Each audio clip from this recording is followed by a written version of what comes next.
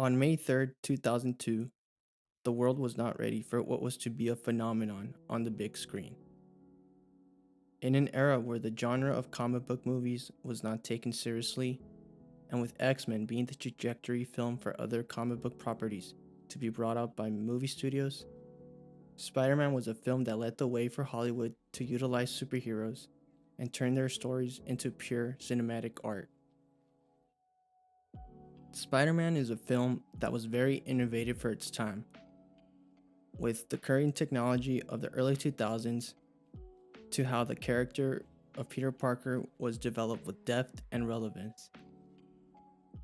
Director Sam Raimi made this film his own by not only using his staple use of camera work like he did in his early films, like the Evil Dead trilogy, or placing Easter eggs like his Oldsmobile, or the occasional cameo by longtime collaborator Bruce Campbell, but also by the storytelling he developed within the characters. Before the film was released in 2002, it was actually in development for 20 years at most. In between the two decades, superhero films were hit and miss, especially during the 90s. Hollywood at the time did not have any faith in comic book movies, so for the film to be made, it was very doubtful. During that time, director James Cameron was set to direct his version of Spider-Man, with Leonardo DiCaprio starring as Peter Parker.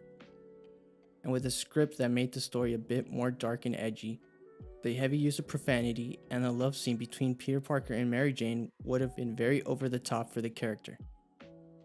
Speaking of characters, the acting in this film was great and not over the top or two-dimensional. Tobey Maguire stole the show with his portrayal of both Peter Parker and Spider-Man. As outrageous as it was to have an older actor in his late 20s portraying a high schooler that's below the social hierarchy in high school, it actually worked. Just as you can relate to the character in the comics, Maguire's take on the web-slinger was just as relatable on the big screen. When it comes to the opposite side of the coin with Spider-Man, it doesn't get much better than with Willem Dafoe as the Green Goblin.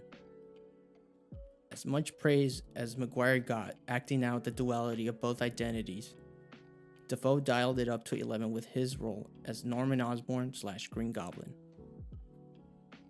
When it comes to some of the greatest comic book villains on the big screen, better yet, greatest villains in any film, Green Goblin makes the list. He's just that good at being menacing. Kirsten Dunst as Mary Jane Watson, James Franco as Harry Osborn, and even J.K. Simmons as J. Jonah Jameson.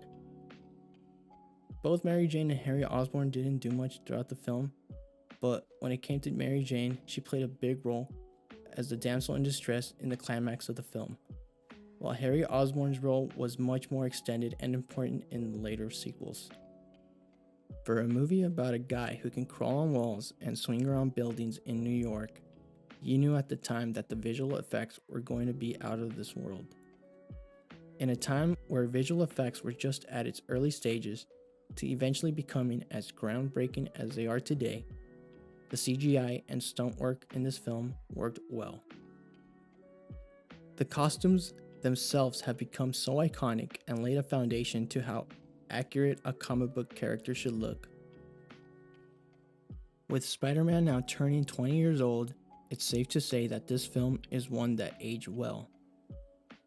The way it's always been since its release, even before there was a cinematic universe over at Disney, Spider-Man, along with Blade and X-Men, led the way for other future comic book properties to have live-action adaptations.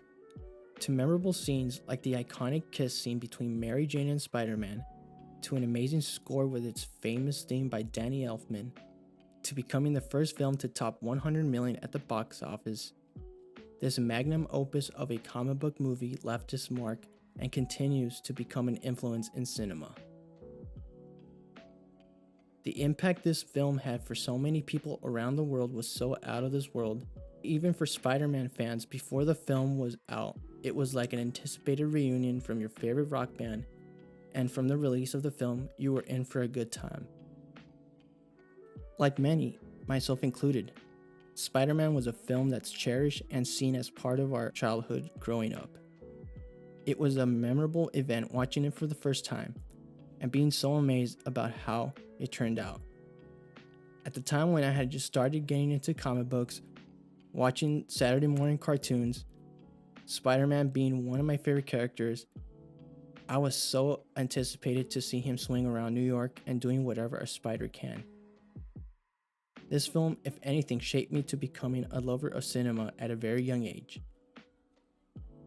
I remember seeing this film 3 times, and each time was very memorable, that even till this day I remember exactly where I was and with whom I was.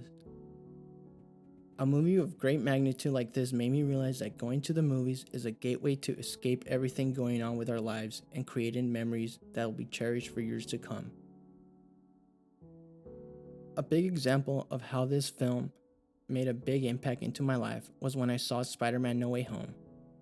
Watching all 3 Spider-Man together just brought so many memories of my childhood that I'll even admit that I got a little emotional watching the film.